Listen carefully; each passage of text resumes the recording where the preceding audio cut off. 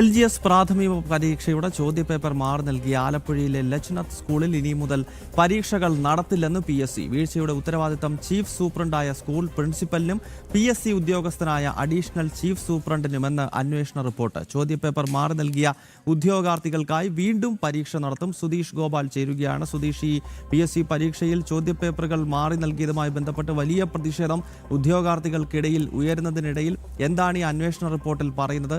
ഈ സ്കൂളിൽ ഇനി പരീക്ഷ നടത്തില്ല എന്നത് മാത്രമാണോ നടപടി, അതോ മറ്റെന്തെങ്കിലും കടുത്ത നടപടിയിലേക്ക് കടക്കുമോ?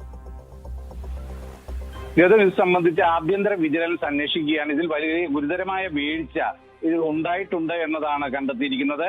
അതിൽ പ്രധാനമായും ഈ സ്കൂളിന്റെ പ്രിൻസിപ്പലാണ് ഇതിന്റെ സൂപ്രണ്ടിന്റെ ചുമതല വഹിച്ചിരുന്നത്. അതോടൊപ്പം തന്നെ PSCയിൽ നിന്ന് നിയോഗിച്ച ഒരു ഉദ്യോഗസ്ഥൻ അസിസ്റ്റന്റ് സൂപ്രണ്ട് ചുമതലയും ഈ പരീക്ഷ നടത്തിപ്പിൽ വഹിച്ചിരുന്നു. ഇവർക്ക് രണ്ടുപേർക്കും വീഴ്ച സംഭവിച്ചു എന്നതാണ് റിപ്പോർട്ടിൽ ചൂണ്ടിക്കാണിക്കുന്നത്.